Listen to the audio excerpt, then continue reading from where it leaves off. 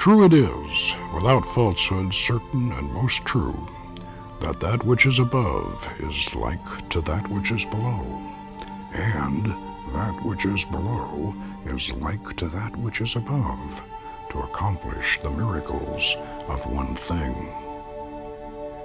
And as all things were by the contemplation of one, so all things arose from this one thing by a single act of adaptation. The father thereof is the sun, the mother the moon. The wind carried it in its womb. The earth is the nurse thereof. It is the father of all works of wonder throughout the whole world. The power thereof is perfect. If it be cast to earth, it will separate the element of earth from that of fire, the subtle from the gross. With great sagacity it doth descend to earth, and uniteth in itself the force from things superior and things inferior. Thus thou wilt possess the glory of the brightness of the whole world, and all obscurity will fly far from thee. This thing is the strong fortitude of all strength, for it overcometh every subtle thing, and doth penetrate every solid substance. Thus was this world created. Hence there will be marvelous adaptations achieved, of which the manner is this, and for this reason I am called Hermes Trismegistus, because I hold 3 parts of the wisdom of the whole world. And that which I had to say about the operation of Saul is completed.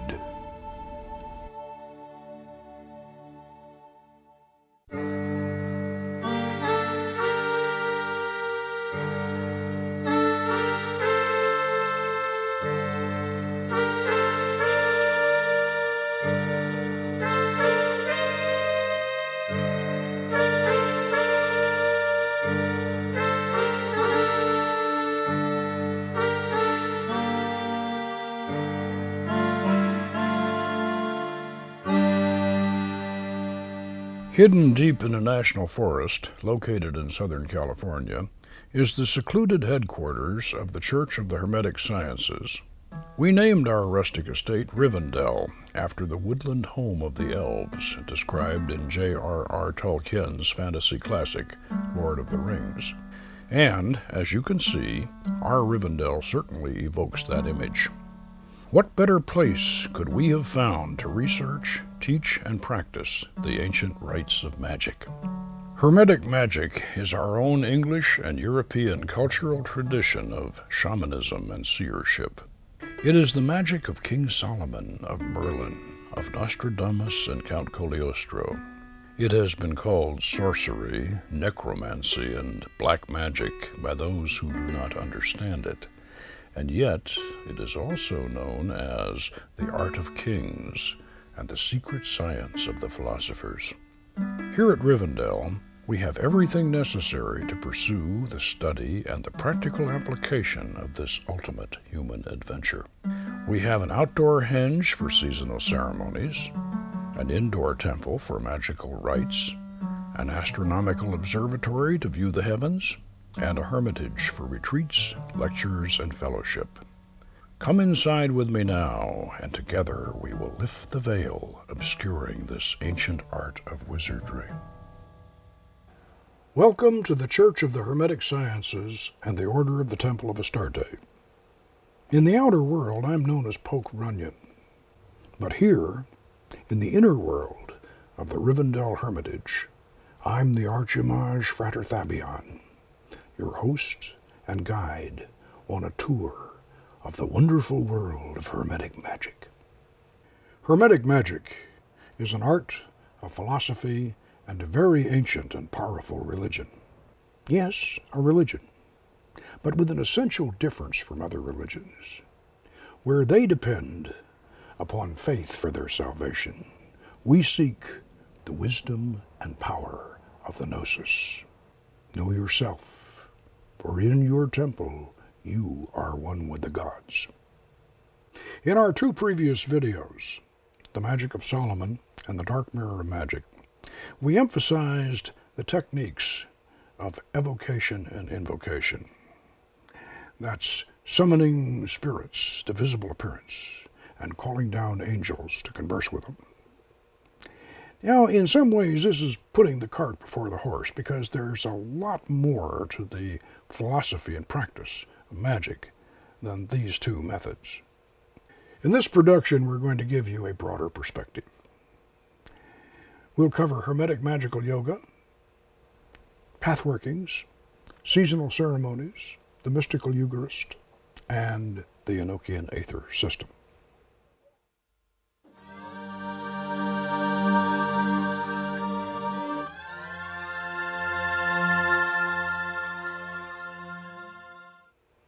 Let us begin by establishing the magical universe within ourselves through the process of Hermetic Magical Yoga. When I first began my study of magic back in 1968, I was impressed with the Tibetan system of Tantric Yoga as described in the series of books edited by W. Evans Wentz. I soon realized that the modern European magus Franz Bardon and the British magician Aleister Crowley had both incorporated Eastern yoga techniques into Western magic, but they had both stopped short of adapting the most important Eastern yoga system to Western practice, that of the straight line, spinal chakra system. Neither Bardon nor Crowley could overcome the differences between this Indian tantric configuration and the three-pillared Western tree of life, even though the ancient caduceus of Hermes was a major clue, along with the Renaissance Hermetic mystic Johann Gitchel's drawing of a Western Hermetic chakra arrangement back in 1696, and the lightning flash or flaming sword on the tree of life itself is also an obvious clue. But we still should not fault Bardon and Crowley overmuch for failing to realize and develop this vital secret, because in the latter half of the 20th century, after Bardon and Crowley had both died, Tibetan exiles began to teach selected Western students the inner secrets of their magic. Now, those of us who were fortunate enough to sit at the feet of Tibetan gurus and learn their tantras firsthand soon discovered that there were different chakra systems for each deity we invoked. The previous notion that all Eastern chakra arrangements were the same, and had been that way for thousands of years, was just simply not true. Along with this revelation, it is equally important to note that magical color is what we actively impose upon the inner planes, not what we passively observe when we scry. Therefore, our chakras can conform to our own Kabbalistic color scales. In our case, my year of study and practice with the Sakya order of Tibetan Tantric Buddhism, under the tutelage of the late Luding Ken Rinpoche, confirmed for me the validity of this Western Kabbalistic chakra system we had first developed in 1975 and published back in 1977. We have since gone on to perfect a master ritual in which all our ancient pantheon of Phoenician gods indwell in the Kabbalistic spheres within the body of the magician. Within the mystic rose and fire opal jewel of Hod, we enter the alchemical laboratory of Kothar, the ancient Phoenician predecessor of Tubal-Cain. Within the mystic rose, an emerald jewel of Netzach, we come into the presence of the goddess Astarte, adorned with all the jewels of the Hermetic cosmos. I cannot overemphasize the importance of this development. This Kabbalistic chakra arrangement is certainly a significant advance in Western magic. It goes far beyond the Golden Dawn's middle pillar exercise, providing inner well springs of power for every magical operation, for the creation of the body of light and for the ultimate mystical experience of merger with the Godhead. At present, we are the only esoteric group in the Western world employing and teaching this system.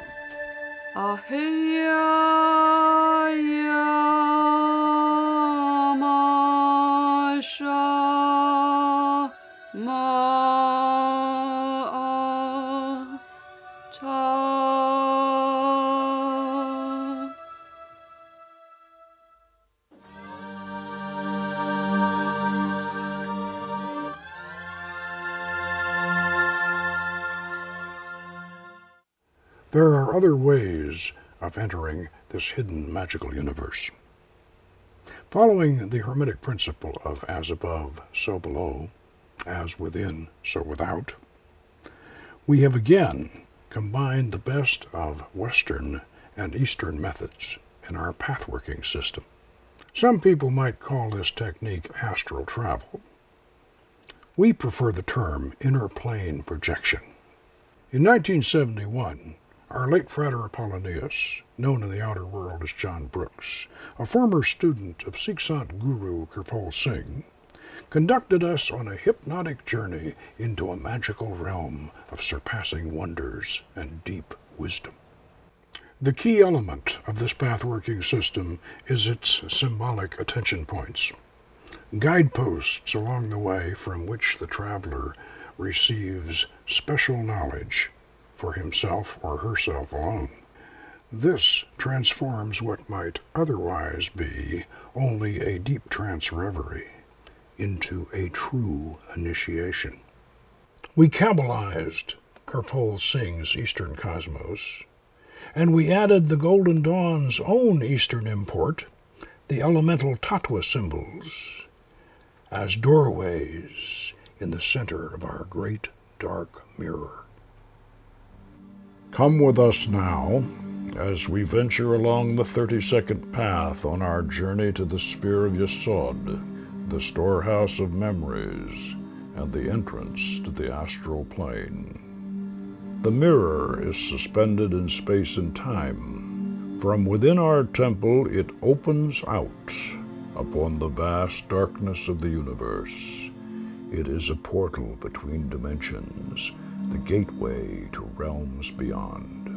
Temple pathworkings are usually done inside the magic circle, with the participants lying in a ground star configuration on their backs, heads together, looking up into a suspended, circular, convex, dark mirror. The appropriate tattva symbol, in this case Parvati representing the earth element, is placed in the center of the great mirror. The mirror, suspended waist-high, also serves as an altar top, on which will be placed the symbols relating to the path and the sphere of the working. After a hypnotic induction which renders the physical body inert, the living spirit body is released from the dormant physical form and flies up through the tattva, which serves as an astral doorway leading to the inner realms of the Olam Yetzirah.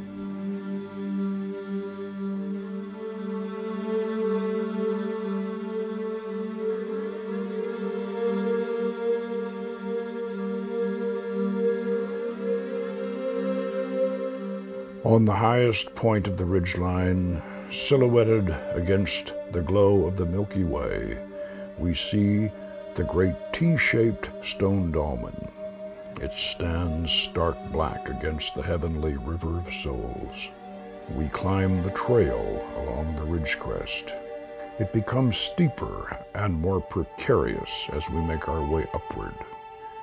Finally, we reach the top, and we stand at the base of the dolmen. A cool sea breeze touches our faces. We look down to a desolate shore and out over a vast, nighted seascape. This is the Gulf of Nepesh, that ever-dark sea of forgotten dreams and ancient remembrance. The moon is hiding behind a veil of cloud, shrouding the sea of mystery and darkness. We examine the ancient stone dolmen. It is 12 feet high and roughly chiseled from coarse black stone. The 6-foot-long cross member on the top forms the T. There are forged bronze rings set near the ends of the cross. On the upright member there are hand and toe holds and a ledge to stand on. We realize that this dolmen must have been used by shamans of old in a vision quest rite of self-crucifixion, and that we are now here for that purpose ourselves. Each of us, in turn, will climb up upon this great Tau cross. Now it's your turn, and you climb up to stand on the ledge. Carefully, you move around to face outward. You stretch out your arms in the sign of Osiris, and you grasp the bronze rings. The moon emerges from behind the clouds and bathes the vast seascape beyond in a pale silver light. You have a panoramic view of the shoreline and the Gulf. 1,000 yards out beyond the surf, a great statue rises out of the dark waters. This is the Colossus of Yesod.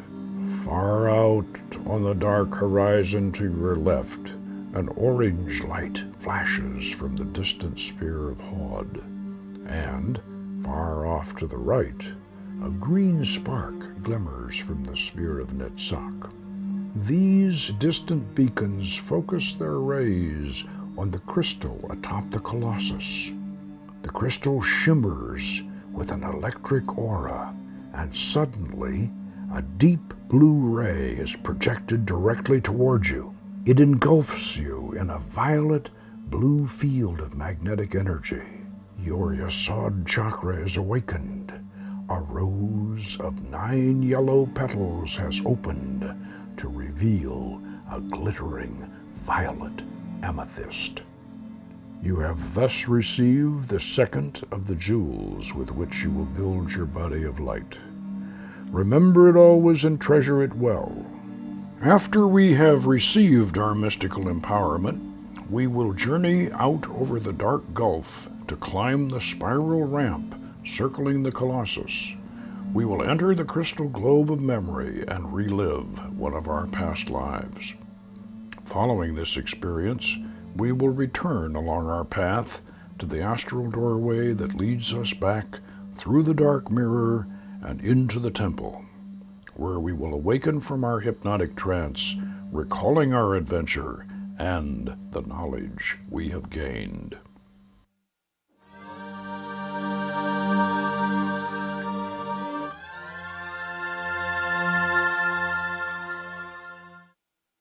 For the magician, his religion is the source of his power. He calls upon God, or the gods, to aid him in his quest for wisdom, inner strength, and enlightenment. But what is the best religion for a magician? Most of us have been raised in one or another of the biblically based faiths, none of which are supportive of the practice of magic. And yet, old King Solomon was deemed to have been the greatest magician of the ages. What was his religion? Judaism? Well, officially, perhaps. But I believe that King Solomon's secret religion was the same as Melchizedek's 1,000 years earlier. The ancient religion behind the Bible, the oldest religion, the religion of ancient Canaan and Phoenicia, the religion of King Solomon's friend, King Hiram of Tyre, who helped him to build the great temple in Jerusalem, a temple to God. But how did they spell God's name? With such a vision shining out of the mists of time, there came a compulsion to resurrect this ancient magical religion. Before the 1930s discovery of an ancient Canaanite royal library unearthed at Ras Shamra, dating back to the time of Melchizedek, we had no clear idea of the original magical religion that lay behind our Bible. The Bible relates that the legendary Canaanite priest-king Melchizedek had given the holy sacraments and priestly dispensation to Father Abraham. And in the New Testament, Jesus is said to have been a priest after the order of Melchizedek. Beyond that, we had only the biased accounts of later Hebrew zealots in the Old Testament and equally critical Christian reports from classical times concerning the oldest religion. Before the translations of the recently discovered Ra Shamra tablets became available in the 1950s, our limited knowledge of the ancient Phoenician mysteries was summed up in such works as James George Fraser's The Golden Bough and Jesse Weston's From Ritual to Romance. Back in 1969, through the magical medium of the Dark Mirror, I had contacted the ancient Phoenician goddess Astarte and her consort Prince Baal. I knew that Astarte was the muse of old King Solomon, and the inspiration behind his reputation as the greatest magician of the ages. She had inspired him to build a temple for her, and she had inspired us to recreate her religion. Ours was not the first recreation of an ancient pagan seasonal ritual cycle. We were fortunate to have the example of Frederick Adams and Lady Svetlana's Feriferia to guide us. Their poetic and mystical modern recension of the ancient Greek Eleusinian mystery festivals marked the beginning of the neo-pagan movement in modern America. We began our yearly seasonal rites, performed on the solstices and the equinoxes, back in 1974. We have performed them 4 times yearly ever since. Let us return now to 1974 at Montsalvat Hermitage, Pasadena, California, when we enacted our first autumn equinox pageant, the Festival of 7 Gates, in which the goddess Astarte descends through 7 celestial portals to vanquish Mot, the lord of darkness and death, and resurrect the dead Prince Baal. The actual ceremony was performed at night. What you are watching was a reenactment for the camera filmed in daylight. And though it lacks the drama and mystery of a torchlight performance, we are fortunate to have captured the late pagan elder Joseph Wilson, our Frater de Juti, and our honored guests, Frederick Adams and Lady Svetlana of Feriferia. There is more to the symbolism of this ancient seasonal cycle than mere modernization of a Bronze Age agricultural mythology. We are actually dramatizing the primal operations of Hermetic alchemy. In autumn, the goddess bears the life-giving grail down from the holy mountain through the 7 gates of the underworld to resurrect the dormant fertility god Baal. This is the origin of the legend of Salome's Dance of the 7 Veils. Baal's thirst is quenched and he is revived in the western quadrant of water, under the sign of Mercury, representing the alchemical process of solution. In winter, the world is threatened by storms and floods brought on by the dragon of chaos. Alone, Prince Baal cannot defeat the dragon. He shares his victory with the moon goddess Tanit at winter solstice in the northern quadrant of Earth under the sign of Salt, representing the alchemical process of separation. In spring, Baal and Astarte are united in the joyous rite of Hieros Gamos, or sacred marriage, at the equinox, which culminates in our communion of the elements ceremony in the eastern quadrant of air under the sign of Spirit, representing the alchemical process of conjunction. In summer, Prince Baal, the Green Man, is killed by the Dark Lord when the sun reaches its height at summer solstice. Then the crops wither and die on the southern quadrant of fire under the sign of Sulfur, representing the alchemical process of calcination. And now it is the eve of the summer solstice, and you have been invited to Rivendell to participate in a magical adventure, the ancient rite of Adonia, the death of the Year King. Welcome, friends. Follow me across the bridge and into the world of magic.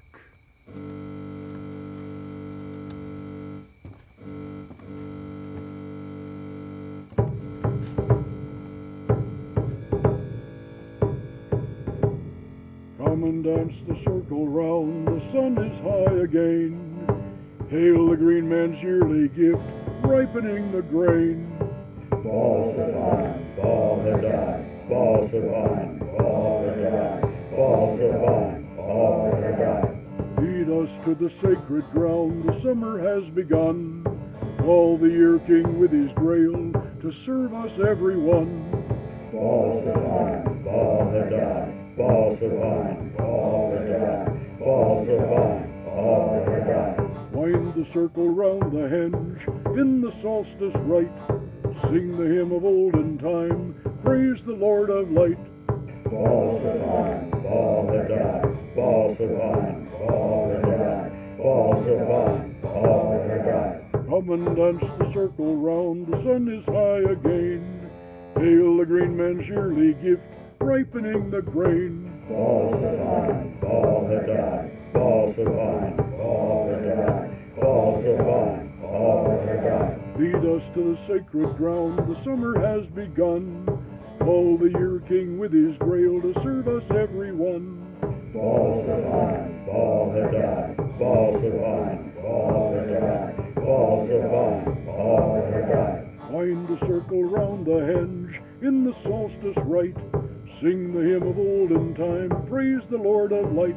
Balls of vine, ball the die, balls of vine, ball the die, balls of vine, ball the die. Come and dance the circle round, the sun is high again. Hail the green man's yearly gift, ripening the grain. Balls of vine, ball the die, balls of vine, ball the die, balls of vine, ball the die. Lead us to the sacred ground, the summer has begun. Clothe the year king with his grail, to serve us everyone.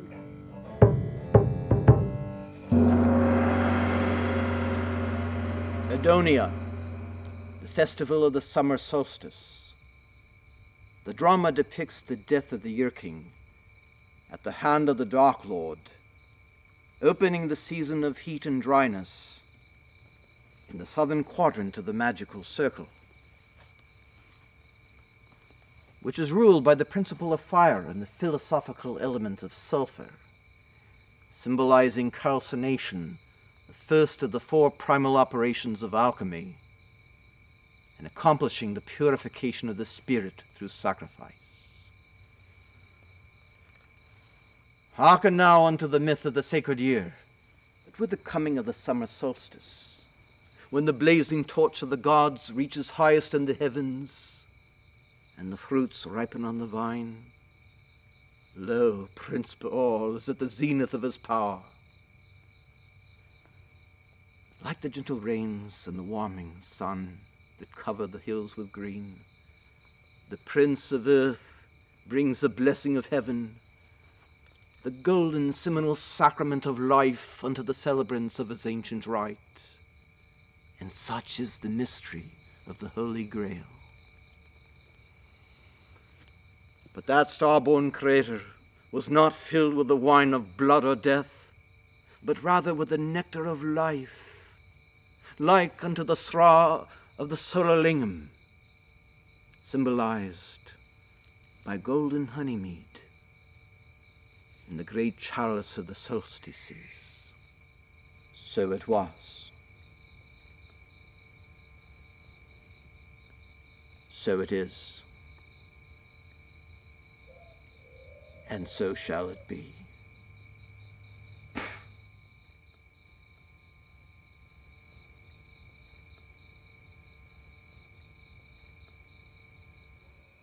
O youth of many names, receive our praise. To you, O best beloved, we sing our lays. With beauteous temporal orbs restored to sight, and with earth's fruits and summer flames delight.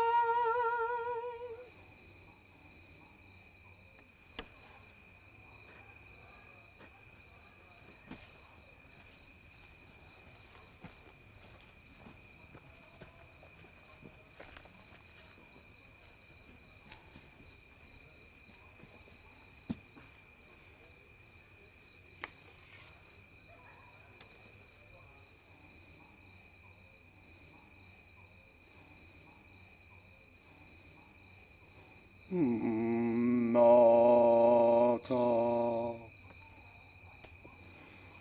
Malku Vogivura.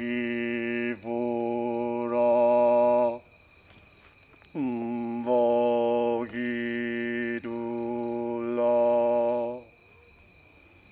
Liolam.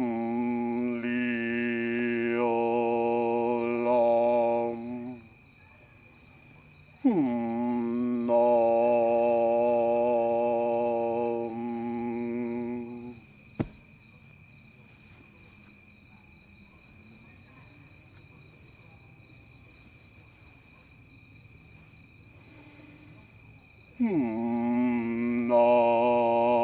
Namashaya.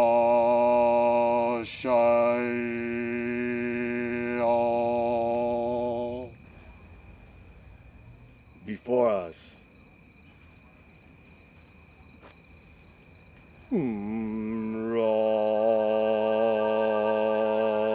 Raphael.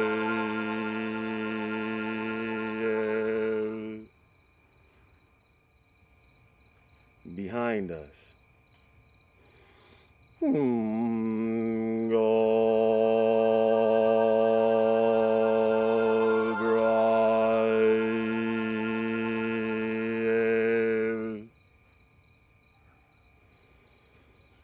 At our right hand.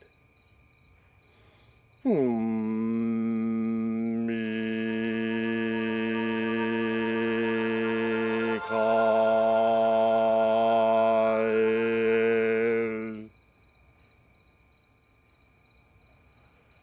At our left hands. Noriel.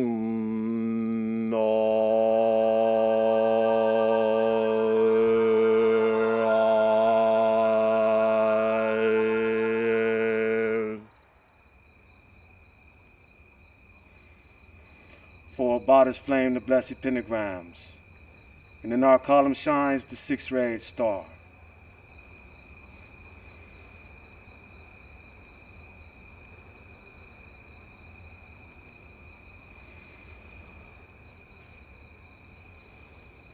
By the alchemy of calcination, darkness, fear, and woe be gone. We light this fire of purification in the mystic name of Sal Om On.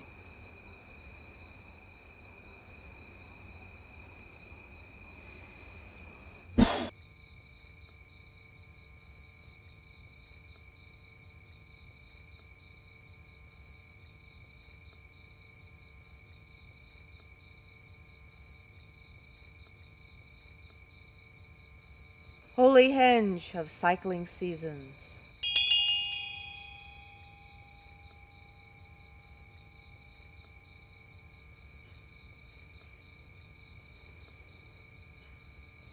Mighty millstone of the year.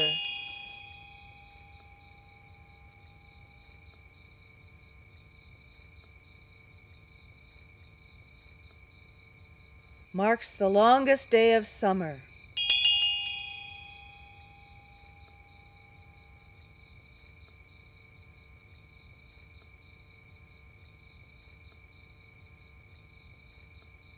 And the golden sun we now revere.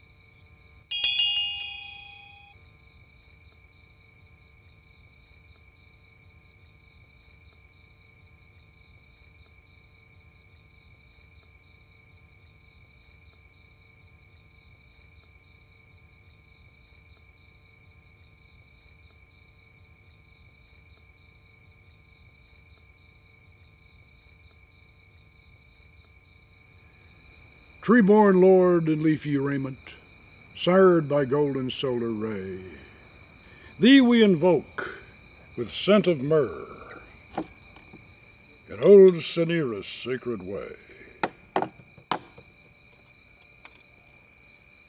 Come to us from far Afaka, spring and shrine and sacred tree, where roses bloom by lofty cedars, and a crimson river seeks the sea. Come to us, Lord Baal Cloud Rider, Rain Cloud Rider, Prince of Earth, pour for us the dew of heaven, holy Zra of life and birth.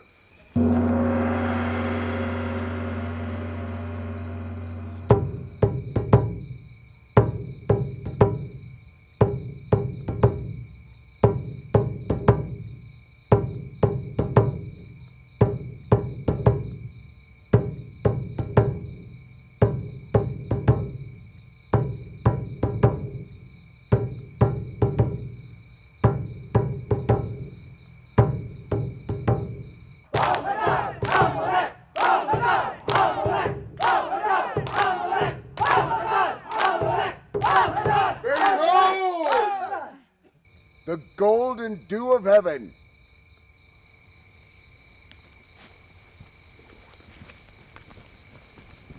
Born of thunder clouds on high. Drink with me this life elixir. Dance ye round till the cup be dry. Round the circle goes, while the sacred river flows. Round and round the stream we hail, and we drain the holy grail. Round and round the circle goes, while the sacred river flows. Round and round the king we hail, and we drain the holy grail. Who drinks with me? We drink with thee! Who drinks with me? We drink with thee! Who drinks with me? We drink with thee! Who drinks with me? We drink with thee! Then drink!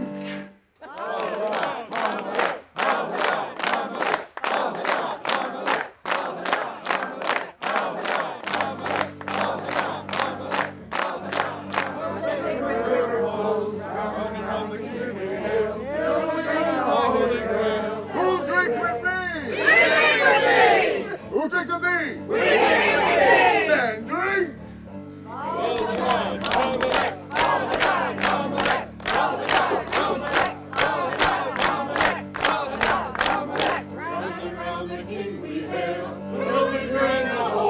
Who has not yet drunk with me?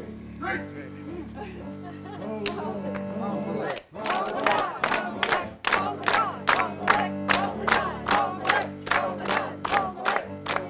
Well done, brother.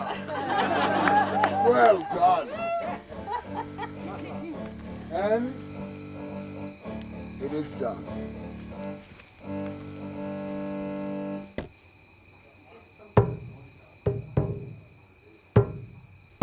Who dares to roll the drum of battle? Who comes upon me from the north? Who marches on me from the darkness? I, Prince Baal, do call thee forth.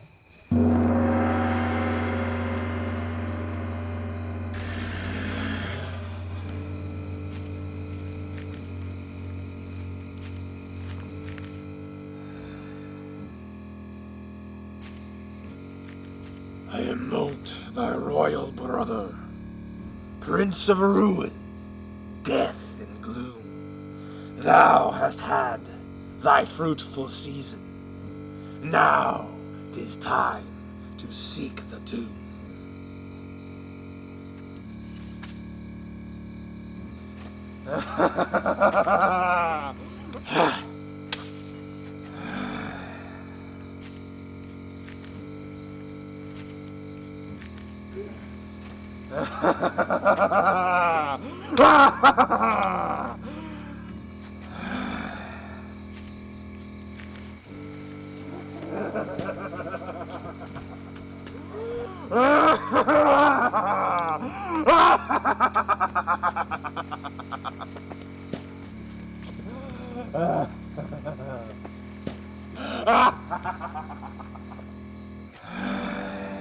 Now the crops will parch and wither.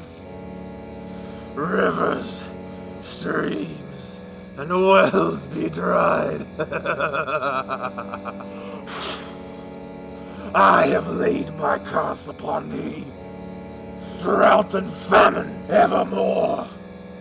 Death and rot and disillusion is all thou hast in store.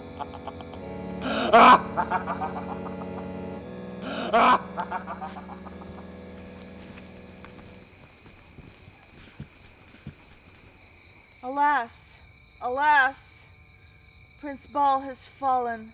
The curse of moat is on the land. Call we now on fair Astarte, only she can stay his hand. Queen of heaven, fair Astarte, mistress of the evening star, wave-born goddess, dove of morning, hear us in thy land afar. Come to us on white wings gliding, come to us on crested foam. Bring to us your love supernal from your emerald palaced home. Hear our call, O fair Astarte, consort of our dead Prince Bal. Lift the curse of moat upon us. Shield us from the fires of Saul. Grace the land with milk and honey. Save the seedlings in the earth. Grant us hope for all the future. Give us life and love and birth.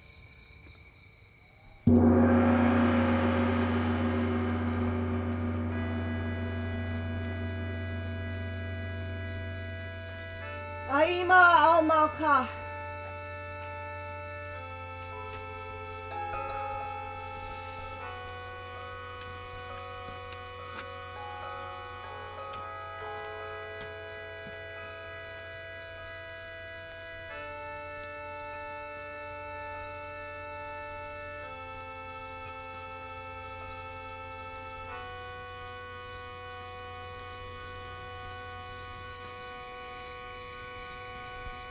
I have heard thy call, my children, but at last you cried too late. Here I weep in mourning with you at my lover's yearly fate. With him goes the bloom of springtime, with him pass the gentle rains. He alone could fruit the hillside, he alone could green the plains. Yet am I still queen eternal, star-born daughter of the great El? Seedlings slumber, yearlings prosper under my protecting spell. In the autumn I do pledge ye war to make the Dark Lord yield. Armed with stock and stone to grind him, I shall cast moat to the field. Bearing with me heaven's nectar, I shall raise the dead Prince Bal, to regain again in winter season with the waxing rays of soul. Come ye now, mourn him with me. Burn away the blood-born rose. Purify the soul in sadness. Shed the tears of she who knows.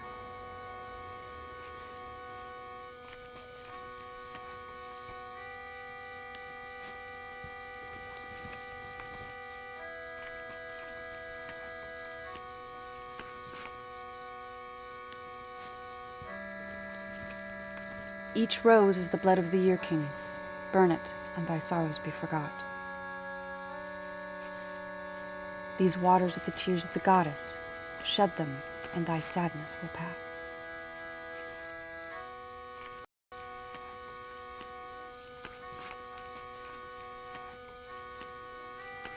Each rose is the blood of the year king. Burn it, and thy sorrows be forgot. These waters are the tears of the goddess. Shed them, and thy sadness will pass.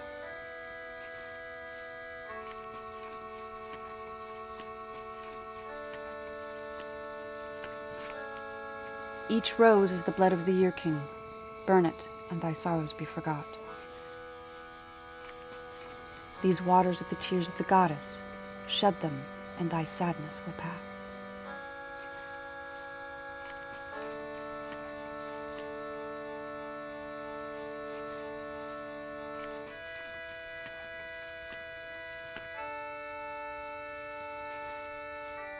Each rose is the blood of the year king. Burn it, and thy sorrows be forgot. Each rose is the blood of the year king. Burn it, and thy sorrows be forgot. Each rose is the blood of the year king. Burn it, and thy sorrows be forgot. These waters are the tears of the goddess. Shed them, and thy sadness will pass.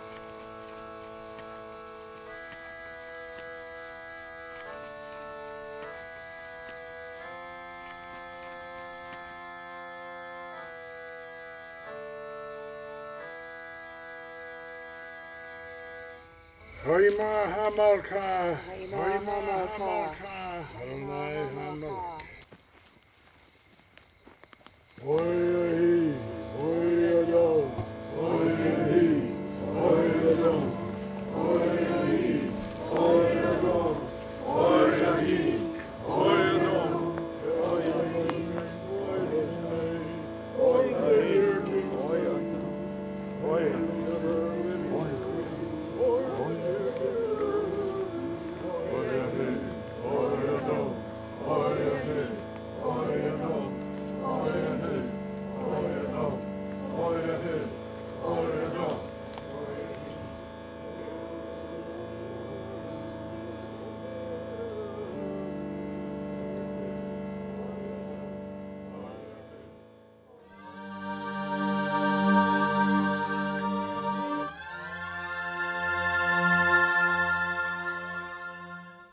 Who drinks with me?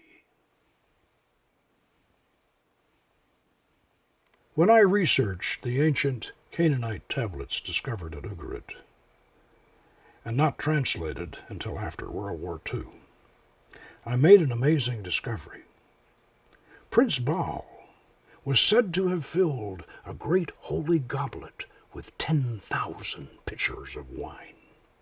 This supported anthropologist Jessie Weston's earlier 1920 Phoenician origin theory for the Holy Grail in her book From Ritual to Romance. The Holy Grail and the other Grail Hallows are far older than Christianity, older even than Moses. They go back to the days of Melchizedek. These sacred objects, which are the four elemental weapons, the suits of the tarot, and the implements of the magus, are the living heart of our magical religion. They are the instruments of our art, the holy implements of our transformation, and they are central to our most solemn and sacred Eucharistic rite of 7 sacraments, the most ancient communion of the elements.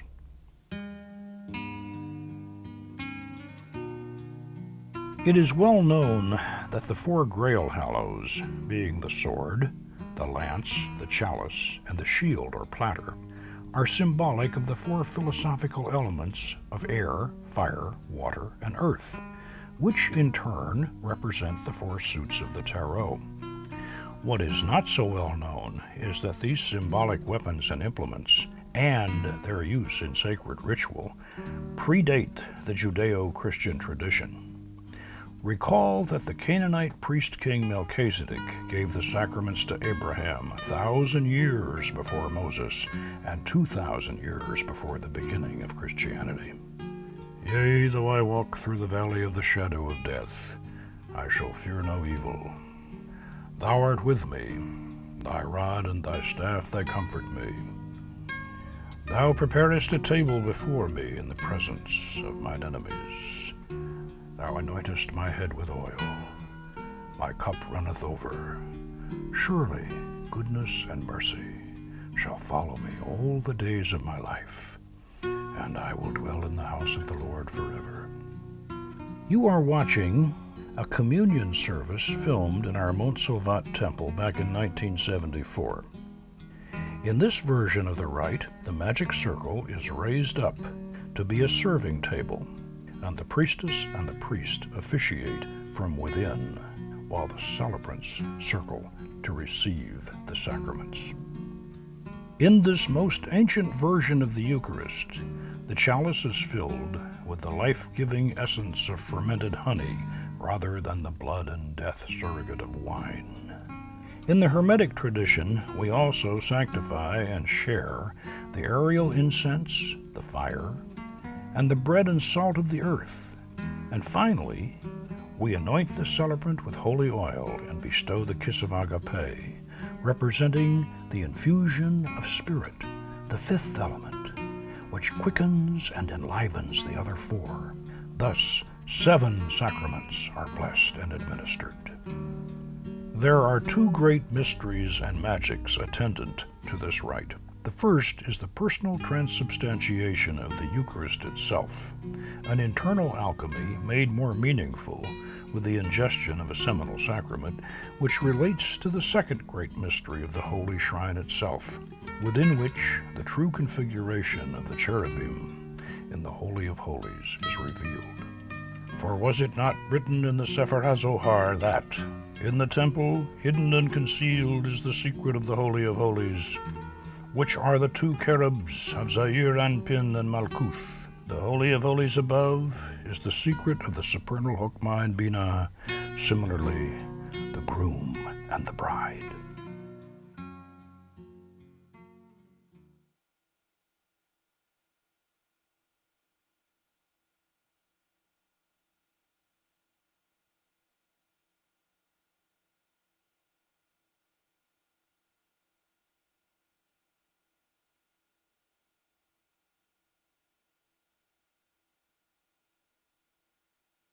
In recent years, our High Communion has been presented in total silence, with spiritual music in the background.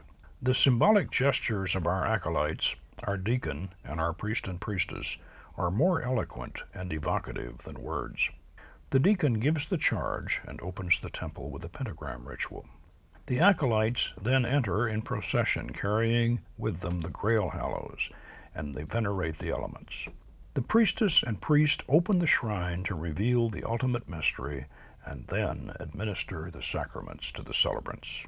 Now, let us observe the rite as it was recently performed for our Southern California magical community.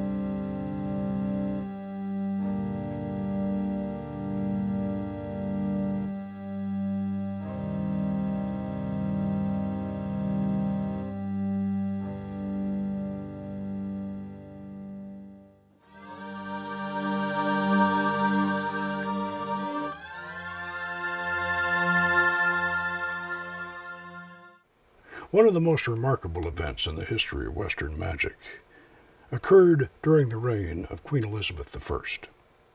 The most brilliant scholar of Renaissance England was Dr. John Dee. But Dr. John Dee was also a secret agent for the crown, the Queen's royal astrologer, and a ceremonial magician. For 5 years, Dee and his scribe Edward Kelly invoked a number of mysterious angels who gave them a secret magical language and a complex system of invocation.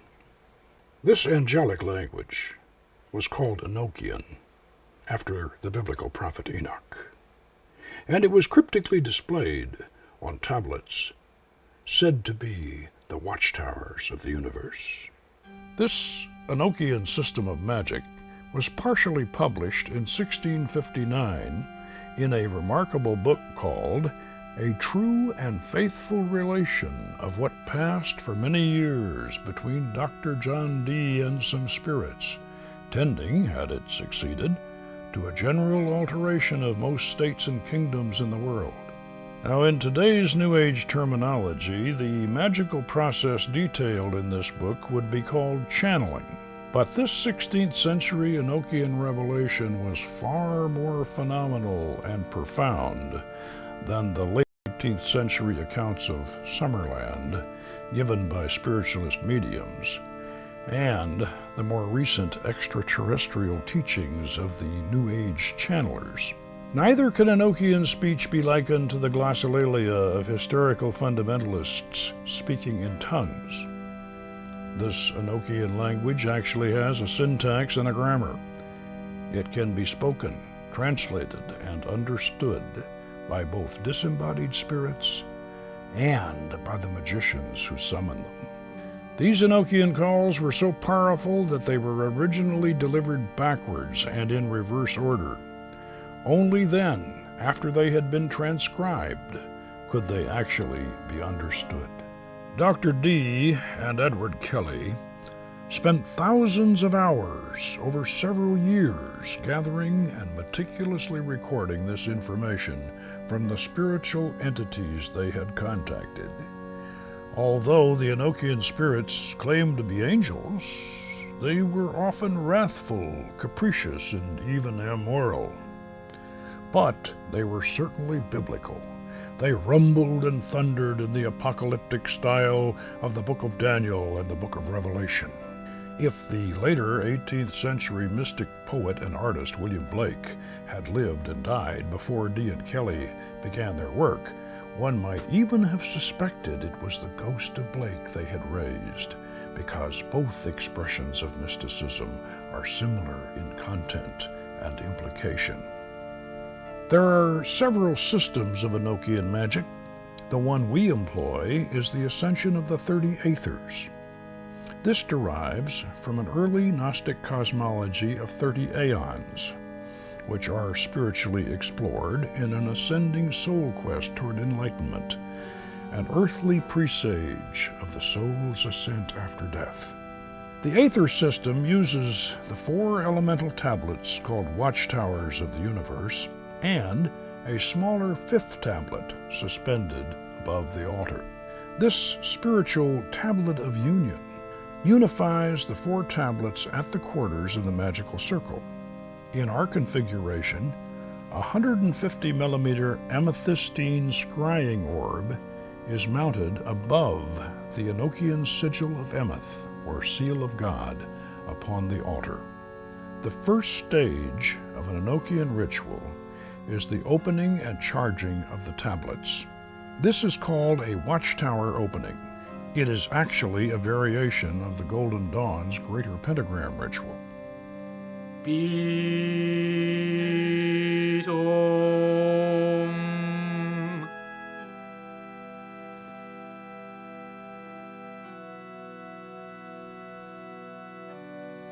Oitea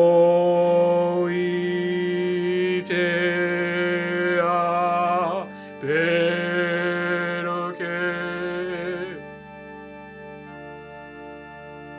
Erum.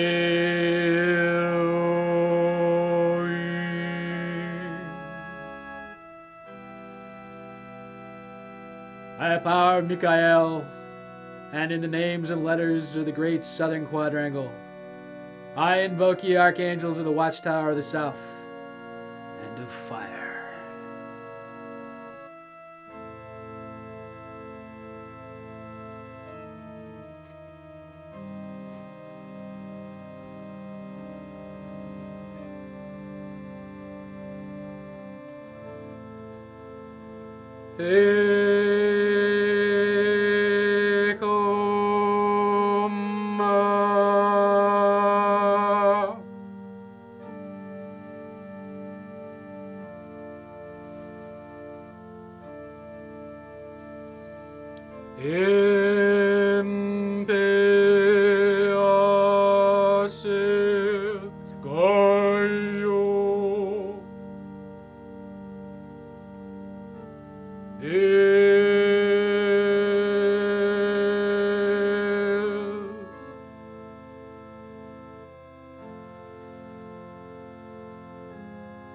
By the mercy of Gabriel,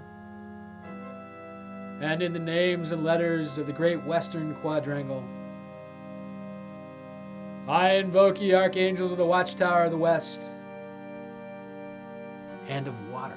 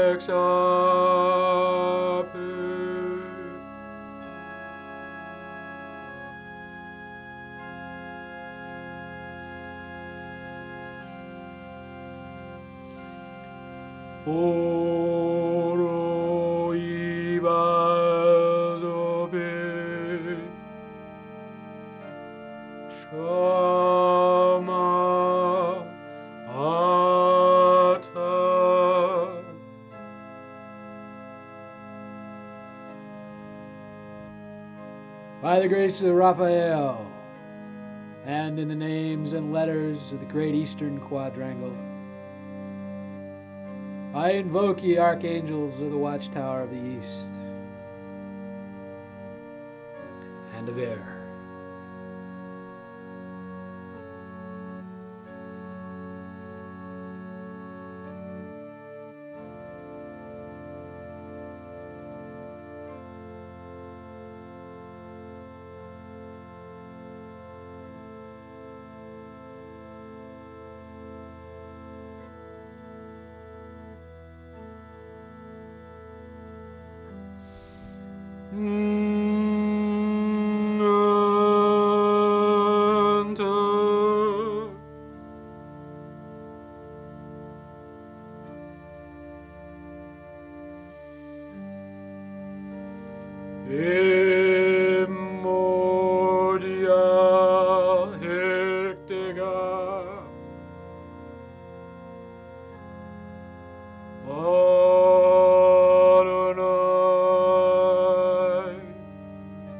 Of Oriel, and in the names and letters of the great northern quadrangle, I invoke ye archangels of the Watchtower of the North and of Earth.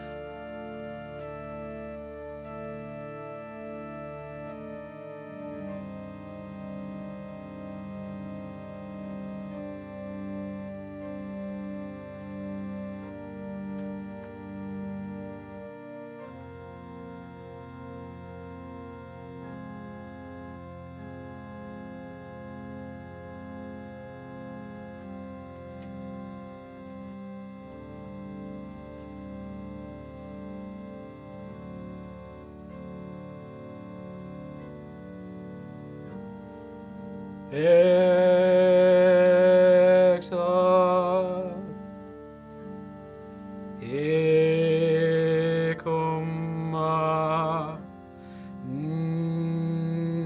Nanta. Bitoel.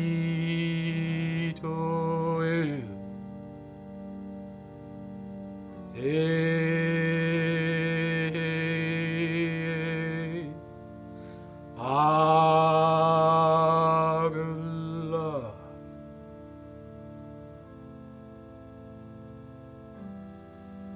by the power of Yadabaoth, and in the names and letters of the mystical tablet of union, I invoke ye divine forces of the spirit of life whose dwelling is in the invisible.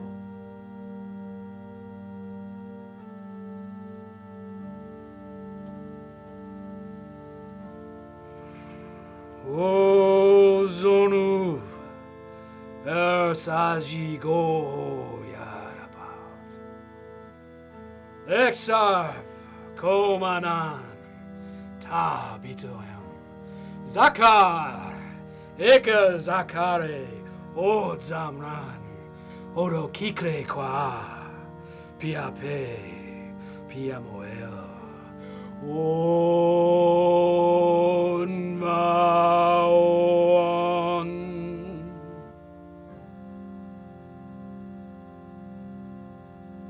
Let the divine white brilliance descend.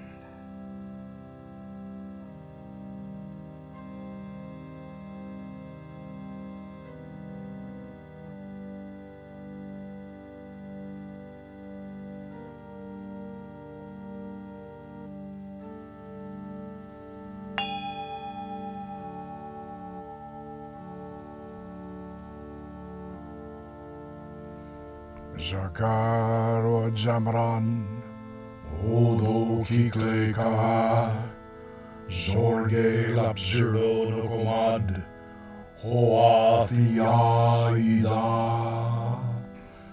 Zakar o Zamran, Odo Kikle Ka, Zorge Lapzirdo Nokomad, Hoathiaida.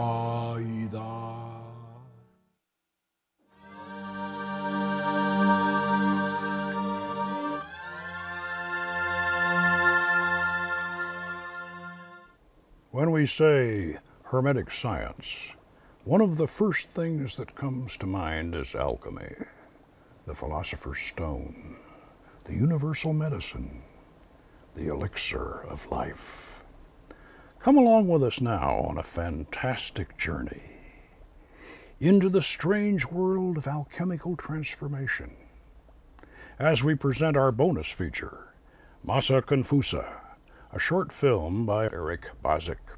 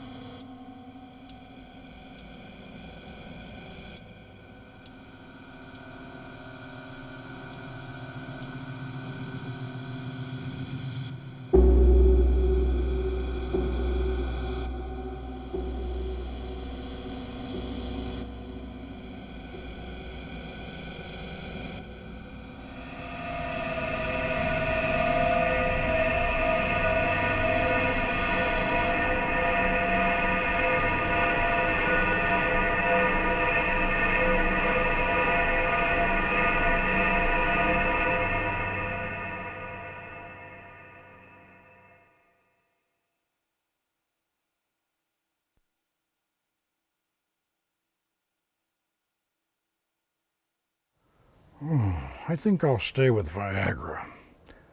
Don't try this at home.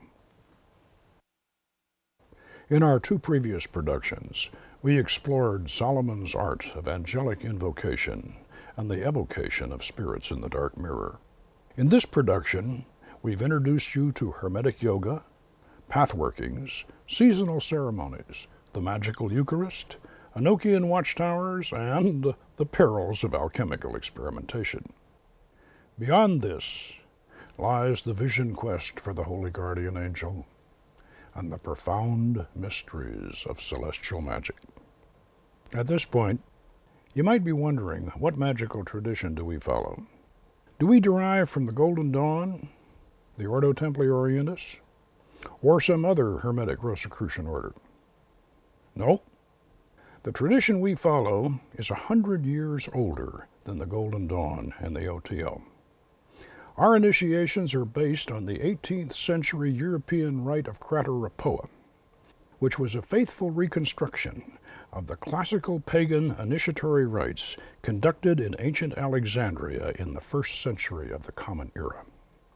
We are of the ancient Hermetic tradition. Now, if you will give just a moment's attention to Frater Namus, our director, Greg Jednak, who played Prince Baal in our seasonal ceremony you just witnessed, Greg will introduce you to our other videos and publications.